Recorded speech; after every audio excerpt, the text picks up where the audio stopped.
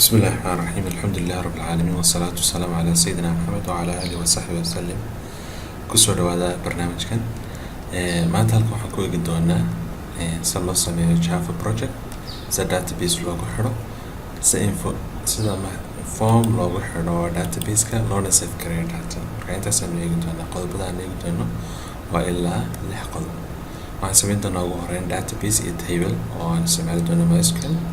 marka dambe waxaan sameyn doonaa project iyo form oo ku sameyn doonaa netbeanska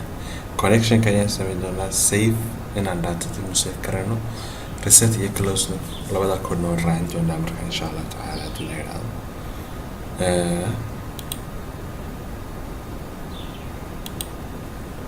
markaan iska bilowno shuruudu maxay tahay waxa weeye shuruudu inuu kugu jiro ugu horeyn uu sam soo kale inuu kugu jiro netbeans labada software bayna ugu jiraan soo kale waxa shuruud ay tahay inaad haysato koodasha in ku shaqeyn doono oo kuwan ah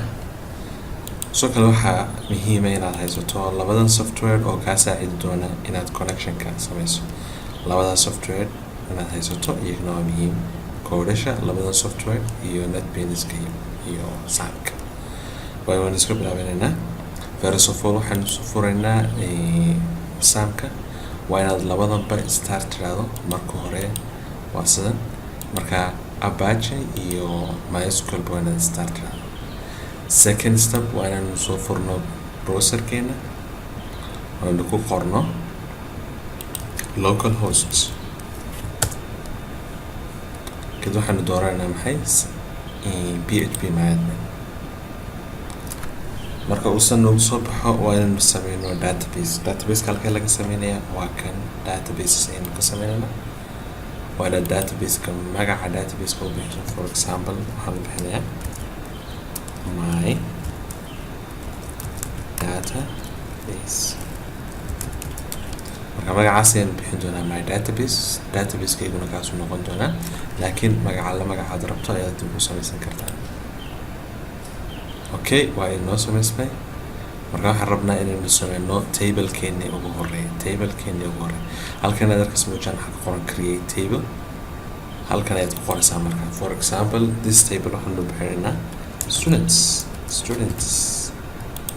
students marka wuxuu ka koobnaan doonaa how many columns ayuu page ka koobnaan halkan aad ka dooran kartaa for example 2 3 4 for example anoo afartaas aynu ku daysanaa markaa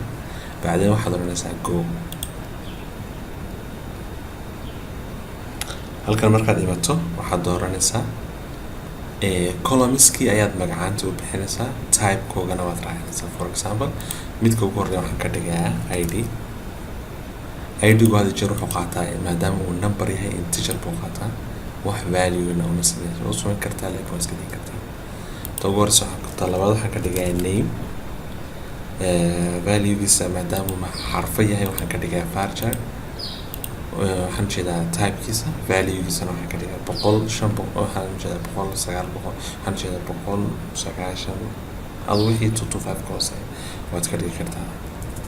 225 way waxaan ku xogsiinaynaa waxa weeyaan for example this will be gender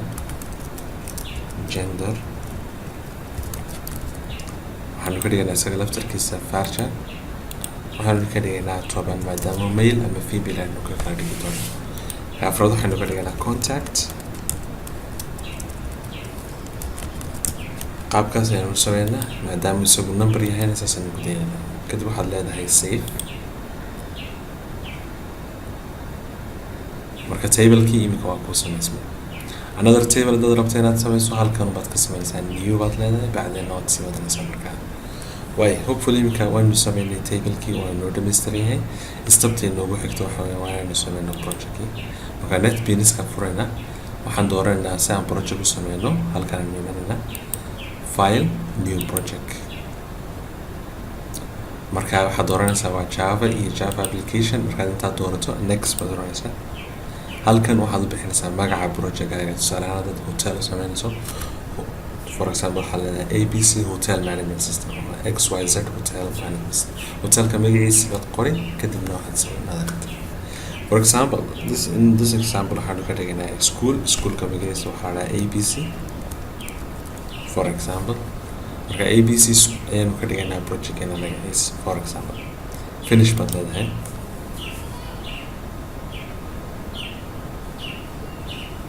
marka projectkii waa inuu noo samaysmay waana kan halkan ayaad ku arkaysaa inuu samaysmay marka saan usoo furaynaa source package-ka iyo kadibna projectkii inuu noo samaysan yahay halkaas ayaan ku arkaya projectkii waa inuu sameynay second step waxaa weeyaan inaynu sameyno form aynu ku shaqeyno inaynu sameyno formkii aynu ku xidhi lahayn database-kan formka ku xidhi marka formka ayaynu design gareynaynaa insha Allah taala imika halkee laga sameeyaa formka waxaad meelo badan ka sameyn kartaa laakiin the best place aad ka sameynayso waxa weeyaan source package-ka halkan so source package-ka nimeena right click new baad leedahay waxaad doonaysaa jframe form waa inaad magaca u bixisaa hadii jeer waxaa laga horeysaa formka frm kadibna magaca lama aragto tusaalahan waxaan bixinaa frm add students for this example maadaama iskuul sameyna arday baan kusoo dareynaa database-ka table-keenina muxuu ahaa table-keenina isna wuxuu ahaa students marka taas noo muhiim inaad xasuusto way first of all waa inaad uu noo samaysmay waa kan table-kii haddaynu ran gareyno waxaan jeedaa formkii haddaynu ran gareyno waxay noo soo baxaya waxa weeyaan waa formkii oo blank ah oo maran oonan waxba ku jirin marka kaas ayaa noo soo baxaya marka waxba weli maan design-kii maan samayn waa iska xidhaya halkan aan imanaya qaybtan loo yaqaano plate for example haddii halkan kaa xidhanto ama aysan tahay set samaynaysaa waxaad imanaysaa window baad imanaysaa ide tools plate window ide tools plate ama control shift 8 kadibna waa kusoo baxay way hore waxaan soo qaadanaa labelka maxaa loogu talagalay in magacaanta iyo waxyaabaha lagu sameeyo waxaan bixinayaa magacaan ku bedelayaa labelkeena halkan aan dul imanay right click edit text waxaan bixinayaa add students far yar far waaweyn kaa doonta ayaad ka dhigan kartaa marka mise waa label another label baan soo qaadanaya halkan aan keenaya waxaan u bixinayaa maadaama ugu horreeyay id baan u bixinaya another label kale soo qaadaya maxay noogu xiga waxaa ku xigay name right click edit text name okay another label kale right click edit text name kan kale waxaa igu xigay wuxuu ahaa gender soo ka dhigaa maxaa gender finally waxaa igu dambeeyay contact marka contact ayaan doonaa marka far yar waad ka dhigi kartaa far waaweyn marka qofku isagaa ikhtiyaarka second step waxaa weeyaan inaynu soo gelino text field marka waxaan soo qaadanaa text field halkan waa kan text field waa kan halkan aan soo dhigayaa waana ku simnaato waan soo jiidan si uu space fiican iyo yeesho kaa ugu horreeya wuxuu noqon doonaa text field kan labaad laftarkiisu wuxuu noqonayaa isna text field marka text field kale ayaan soo qaaday halkan aan dhigay waa kan saddexaad waxaan rabaa inaan ka doorto male iyo female marka waxaan ka dhigi doonaa isaga combo box ayaan soo qaadaya maadaama aan rabo inaan gender iyo ka dhigo tusaalahaan male aan female inaan ka dhigaan rabo ugu dambeeyana waxaan ka dhigaya maxay text field okay inaad arkaysiin moojaan halkan waxaa ka dhex muuqata text field marka uma baahnin right click edit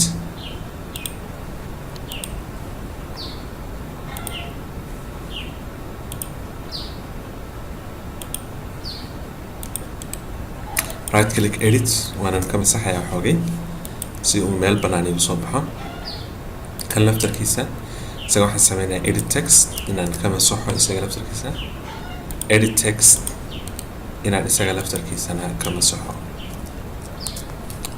waa inay isku simnaadaan marka xoogay kan waa inaan soo darbayo sano noqdo kan oo sano okay waxa ii hadhay waxa weeyaan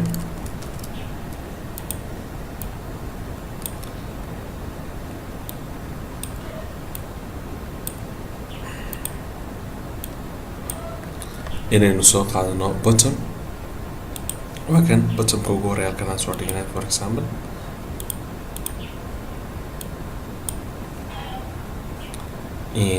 waxaan u bixinayaa save, right click, save. bottomka labaad waynu soo qaadaynaa, waxaanu u bixinaynaa reset. ka saddexaad baynu soo qaadaynaa, waxaanu u bixinaynaa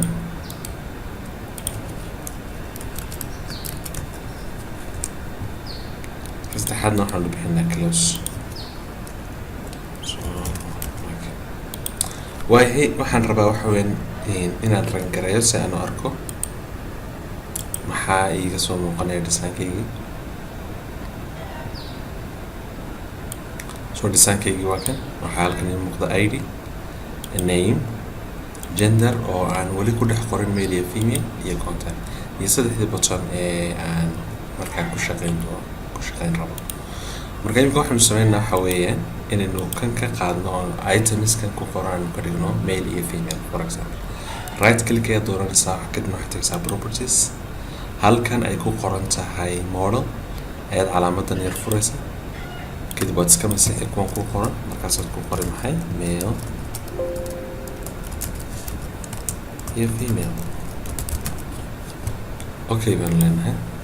close. marka haddii aan iminka rangareeyo waxaan arki doonaa in uu iisoo baxayo male iyo female qaabkaas. inaad arkaysiin moojaane formkaygu ka horna ayuu kasoo baxaya. marka waxaan rabaa hadi jeer inuu bartanka kasoo baxo. marka si aan u sameeyo waxaan imanayaa formka, meel banaan baan imanaya, right click, properties baad tegaysaa, kadib waxaad dooranaysaa meesha ay ku qoran tahay code, kadib waxaad dooranaysaa oo tig saaraysaa meesha ay ku qoran tahay generate center. iminka markaynu rangareyno had iyo jeer bartanka ayuu codekeeni formkeeni inooga soo bixi doonaa. marka had iyo jeer waad sii qurxin kartaa tablekaaga. you can fartan waad weyneyn kartaa. for example, maadaama farta weyne properties baan tagaya, waxaan tagayaa qaybtan ay ku qoran tahay font ayaan furaya, waxaanu ka dhigaynaa bold iyo 18 for this example, close. kuwan oo kale iyagna waan sameyn karaa dhammaantood qaabkaas aynu sameyn karaa. marka inaad sii qurxiso formka waxay ka qayb qaadanaysaa inuu noqdo mid wacan oo dadka soo jiidan kara. let's say intan aan ku daynaa because minka waxaan rabaa inuu kawrasho ay shaqeeyaan. designkuna aad iyo aad buu muhiim yahay inaad hadhow hagaajisato. waayahay designka waynu sameynay, soo kale waxaanu sameynay tablekii baynu sameynay. iminka waxa weeyaan inaynu sameyno connectionka between this table iyo database-ka. database-kan isticmaalaya magaciisu maxuu waa MySQL oo saamka ka isticmaalayo. okay, first of all waxaan tegayaa meesha loo yaqaano service, waxaan furayaa qaybta loo yaqaano databaseska, waxaanu sii furaynaa qaybta loo yaqaano driverska. halkan ay ku qoran tahay MySQL connector ayaad right click leedahay, customize baad dooranaysaa. halkan mid baa kugu qoran, waa dooran, remove baad oran, kadib add baad soo dooranaysaa. bacdeen waxaad tegi doontaa meeshii uu ku yaalay labada software. anigu ku yaalay desktopka, softwarekii loo yaqaanay software java folderkaas ayuu ugu jiray. waana soo download garan kartaa MySQL connectorka internetka hadaad uga baahato. rx to xml waad soo download garan kartaa isaga laftarkiisa. marka waad dooranaysaa, open baad dooranaysaa. markaad open tidhaahdo okay baad leedahay. okay, marka iminka hopefully waxaan sameynay driverkii ayaynu ku install garaynay netbeanskeena driverkii MySQL. si aynu hubeyno right click baad mar loo dooranaysaa, connect using. marka halkan ayaad ku qoraysaa database-kaagii. my database waxaa maxay my database. username-ku waa root isaga. marka test connection laga hadduu database-keedu sax yahay wuxuu soo qori doonaa connection succeeded. marka intaa tahay cancel baad iska leedahay, waayo waxaan ku xidhay driverki. another stepkaas hal mar baa la sameeyaa. markaad netbeanska install garaysid sameyso, mar labaad uma baahnid inaad sameyso. second step waxa weeyaan inaad library-ga imato, right click aad doorato, aad kadibna tiraahdo add char/folder, kadibna aad soo doorato labadii software ba inaad tiraahdo control A ama control A dhamaantood si aad soo geliso rx to xml-ka iyo mysql connector-ka labadaba ama kolba xabad baad soo geli kartaa ama labadaba waad soo geli kartaa marka okay open baad leedahay labadaasna waad soo gelinaysaa steptan waxaa la sameeyaa once projectkii halkii project mar buu kaaga baahan yahay inaad sameyso another step waxa weeyaan inaad soo koodhasha haddii aynu eegno xoogay koodhashayni waxaa ku jira code loo yaqaano Java Connect waxaanu isticmaali doonaa codekan si aynu database-ka ugu xidhno database-ka si aynu ugu xidhno codekan aynu isticmaali doonaa insha Allah waaye kelino soo laab haddaynu eegno maxaa heedanay projectkeeni halkan uu maraya waxaad imanaysaa qaybta loo yaqaano source package-ka waxaanu samaynayaa iminka labadii software oo ku install garayna markaa codekii Java Connect-ka ayaynu qoraynaa right click baad dooranaysaa new baad leedahay kadib waxaad dooranaysaa meesha loo yaqaano Java class waxaad u bixinaysaa classkan Java Connect okay kadib finish baad leedahay waa inay saa u qornaataa Java Connect haddii hadhow intaan qalado ama magacan qalado hadhow codekeena waa iskhilaafayaan marka problem baa imanaya marka waanaad qortaa Java Connect qaabkaas finish baad leedahay okay intan commentiga haddaynu iska masaxno xoogay waa kan waxaanu imanaynaa codekeeni loo yaqaano Java Connect-ka laba qaybood buu ka kooban yahay qayb sare iyo qayb dhexe labaad qaybta sare importiga ayaynu soo koobi kareen right click copy all of this halkan waxaad ku baas garanaysaa public class Java Connect-ka sare marka waa kaas waana type garan kartaa waana soo koobiyin kartaa okay second step waxa weeye inaynu qaybtan soo qaadno codekeena waad qori kartaa waana soo koobiyin kartaa labadaba marka all of it maca brackets-ka ugu dambeeya soo koobi kareen halkan ayaynu ku baas garaynaa marka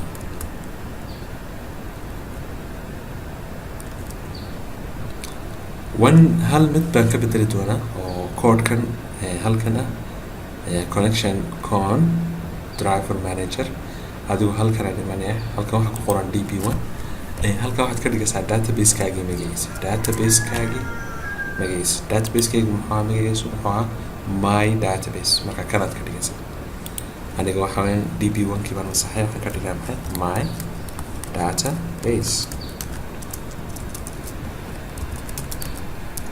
database marka waa inuu si saxa u qornaado iminka Java Connect-ga codeka intaas aynu ku daynaynaa waaba intaaba marka waxaan ku noqonayaa qaybta formka ayaan ku noqonayaa haddaan xoogay dadajinayo xoogay videoga waad kusoo celcelin kartaa si aad u fahamto marka imika waxaan imiday codekii halkan aan imiday in halkan arkaysa muujaan waxaa iga muuqda source iyo design iyo history hadday intani kuusoo bixi weydo halkan laga eegaa view show edit toolbar marka haddaysan tahay kadib waad kusoo ceshan kartaa marka right click waanaad sax ku noqoto marka waxaad arki doontaa source-kii iyo design-kii iyo qaybta imika waxaanu bilaabaynaa directly to waxaanu bilaabanaa si loo save gareeyo waxaanu tegaynaa waxa weeyaan qaybta loo yaqaano folderkayga nooga jiraan koodhasha marka qaybta waxaan furaynaa codeka save-ka ayaynu furanaa because waxaan rabnaa in datada aynu save garayno marka waa kan afar qaybood buu ka kooban yahay afar meeloodoo kala duwan baa lagu baas garaynayaa marka intaaba waynu isla eegi doonaa insha allahu tacaala before intaan sameyn there is one major step aanu kasoo boodnay oo ah inaad kuwan magacaanti u bixiso magac ay kaaga baahan kuwa waanaad u bixiso right click baad oranaysaa kuwan waxaan sheegaa text field-ada iyo combo box-ka iyo bottom-ka intaa waanaad magac variable name bixiso right click baad dul tegaysaa change variable name baad leedahay ka ugu horreeya maadaama id waxaad u bixinaa txt wada small letter baa fiican hadhow waad ka dhigan kartaa capital laakiin hadhow codeka waxaa ku fiican small letterka inaad ka dhigaa txt id without space kan kale waxaan ka dhigaa maxay txt name without space kan kale waxaan ka dhigayaa cmb isaga cmb baa laga horeysiya comboxka gender without space kan ugu hooseeyana waxaan ka dhigayaa change variable namekiisa waxaan ka dhigayaa txt contact qaabka markaad u qorto waxaanu imanaynaa halkan safeka isaga waxaanu bixinaynaa btn save ka waxaanu bixinaynaa btn resets kan ugu dambeeya waxaanu bixinaynaa isaga laftarkiisa btn close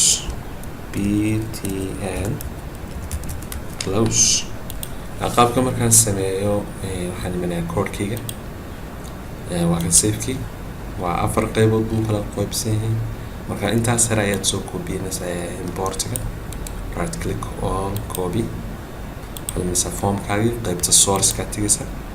waad arkaysaa comment baa halkan ku qoran marka inaad iska wada masaxdo ayaa qurxada waad deysan kartaa laakiin waxaa muhiima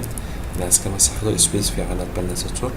halka aad ku baas karayso commentiga waa inaad wada masaxda haddaad masix weydo wax error baa imanaya marka way qayb labaad ayaa jirta qaybta labaad ayaa soo koobi garanayaa waa qaybta saddexda linka kooban connection koobka ka bilaabo noo soo koobi gareen halkan iyadna ku baas gareen halkan ka hooseysa public class jframe java x swing jframe iyo labadiisa qodob halkaa ku baas gareen qayb saddexaad ayaa jirta isaga laftarkeeda oo soo koobi gareyna soo koobi gareen halkan initial component baa jirta halka intaad semicolonkiisa xagga ka dambeysa eed enter leedahay halkan aad ku baas gareysaa marka haddii uu halkan casaan soo dhigo no problem oo ay wax qaladku wuxuu ka yimid inaad java connectigan ama aanu jirin ama si qaldan loo qoray markaa si sax hadaad u qorto ka samaysay marka horena source package-ka wax green baad arki doontaa ee arkamaysid wax errors finally waxaanu soo qaadanaa qaybta loo yaqaana save button oo ka bilaabanta try-ga haddaynu save buttonka kasoo bilaabnana waa iska caadi marka all of it baad soo koobi kareen ilaa bracketska ugu dambeeya inoo soo koobi kareen waxaad imanaysaa designkaad imanaysaa qaybtan waxaan imanaynaa saveka right click baad leedahay waxaad tegaysaa event action performance enter ayaad bixi kor baad usoo bixi halkaasaad ku baas gareen soo kale waxaad samayn kartaa inaad double click siiso slotis make sure inaad dhex joogto btn save action performance halka ayaad ku baas garanaysaa marka codeka waa code sample waxooga inaynu ka bedelo ayaa qurux badan halkaasoo kale waxaa loo yaqaanaa qaybtan validationku wax kale maaha ee waxa weeyaan for example haddii la isku dayo iyadoo maran in la save karayo inuu soo saaro message-ka marka kaa ugu horeysa ani wuxuu is get selected item markaad intaa ka dhigto it's good mar labaad waxaanu rabnaa inoo hadhay waxa weeyaan inaynu kan ugu dambeeya aynu isaga laftarkiisa validationka u sameyno maxaan sameynaa kii hore wii copy garaysay marka again mar labaad baad ama soo copyin kartaa make sure inaad qowska iyo iftaba israacayso iyo reteenka dhamaan halkan aynu imanaynaa waan ku baas garaynaa waxaan ka dhigaa maxay txt contacts halkan aynu ka masaxno ka dhigno please enter gender agana ka masaxno please enter contacts marka message-ka waa muhiim waayo qofkii ayuu hagayaa haddii markaad system ka sameyso hadhow hadduu meeshu qalabka keenida u fahmaya hoos baynu soo dadegaynaa marka imika waxaan intii muhiimka ahayd ayaynu bedelaynaa halkan codeka ka bilaabno smtp waxaan jeedaa statement stmt ayaynu imanaynaa waxaanu u fiirsanaynaa codekan halkan ku qoran halkan waxaa qoran select star from select f name baa qoran innaka f name database-keena nooguma horeeya waxaa ugu horeeya maxay id so let's check that waa kan id baa ugu horeeya marka kaasuu noqonayaa primary keygeeni halkan ayaad ka dhigaysaa select id halkaa from sahal baa qoran sahalkaas waa tablekii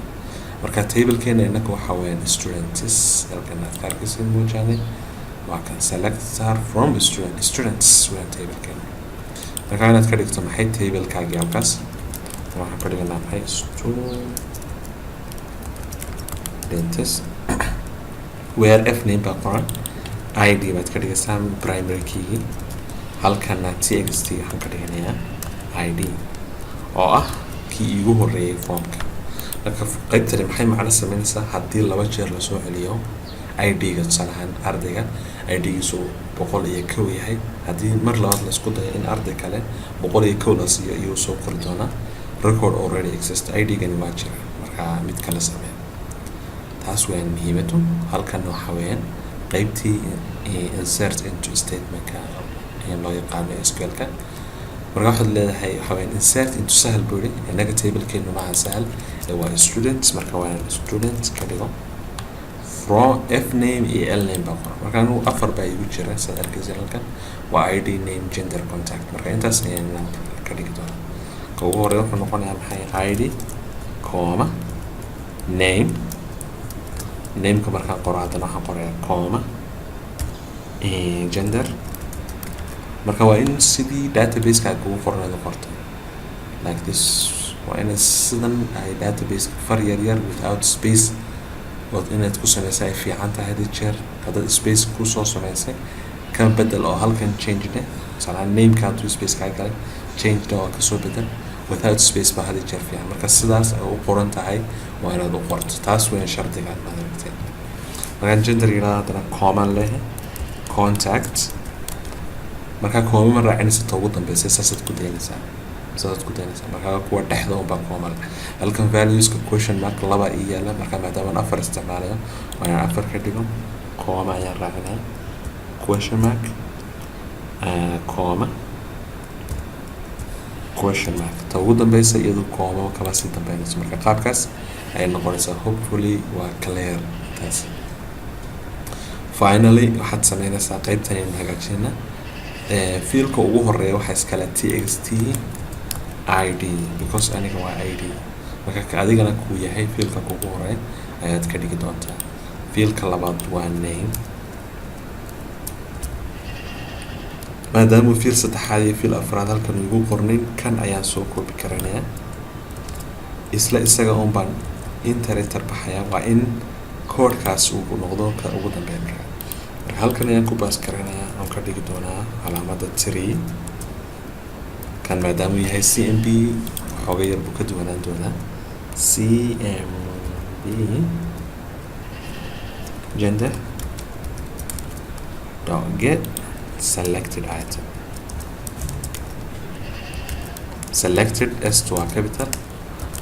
item iduna waa capital walaa casaan baan ku arkaya marka waxaa muhiima inaan ku qoro halkan laba bracket intaan baxo string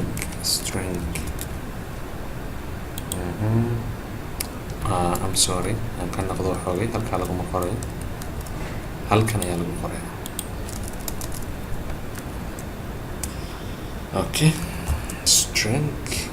let's write a string here okay let's write it here okay waxaad ku qoraysaa meesha koomada ka dambeysa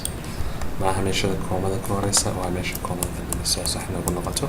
maadaama uu 2 yahayna waxaad ka dhigi doontaa 3 ayaad ka dhigaysaa marka sidaas ayuu sax ku noqonayaa isagu again mar labaad ayaynu soo koobi karaynaa halkan ayaan ku baas karaynaa ka waxaan ka dhigi number 4 maadaama fiilkii afraad yahay kan waxaan ka dhigi txt contact marka waxoogay qaybtan kan maxaa hadanay cmb-ga ama combox-ka unba waxoogay ka yar duwan oo la isticmaalaya string-gigan ee get selected item-ka inta kale waa the same marka hopefully koodhkiisaas aynu ku dhameynay markaynu adanimika successfully u dhameyno kusoo qori doonaa message-kan successfully saved marka hadduu inoo soo qoro waynu ku guulaysana marka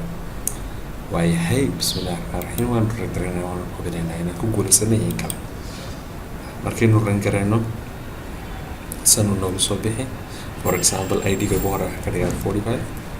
kan waxaan ka dhigayaa Muse waa mail contactigiisana any number baan qoraya 1 2 3 4 5 6 waxaan u jeedaa 1 2 3 4 5 6 for example numberkiisa qoraysaa save button okay marka error buu iminka soo qoray marka waanaad fahamtay meesha error kooda my database.student marka table key students noo ahaayeen anigu ka dhigay student marka wuxuu leeyahay doesn't exist marka xogayna ku noqdo weyn marka si aan u soo saxo code-ka waa inaan tago waa inaan ku noqdo halkan for example insert students baan ka dhigay isagoo ah students marka hadduu errorka ku yimaado for example waa inaad hubin karto kii horena haddaan isku hubino waynu soo saxnay kii hore marka imika hopefully wax errora inoo soo saari maayo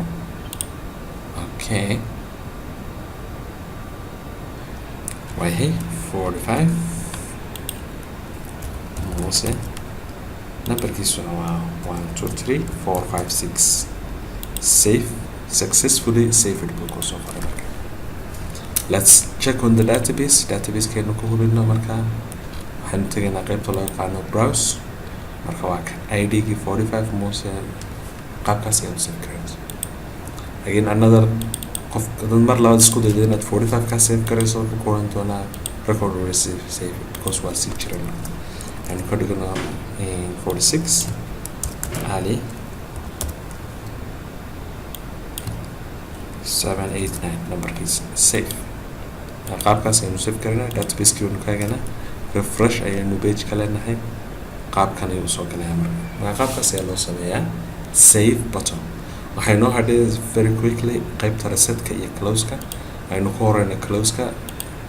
waa kan double click baan leenahay si aynu tagna qaybtiisa code-ka waxaad leedahay this dot inta waa la qori karaa this dot hide okay this dot hide marka waa kan already wuu ku soo baxay ama waad qori ama waduu ku soo baxaa doonaa finally waxay noo hadhay code-ka resetka loo yaqaano isaga marka wuxuu noogu jiraa halkan ayuu noogu jiraa koodhasheena marka resetka ayaa tegi doontaa waad soo copy kareen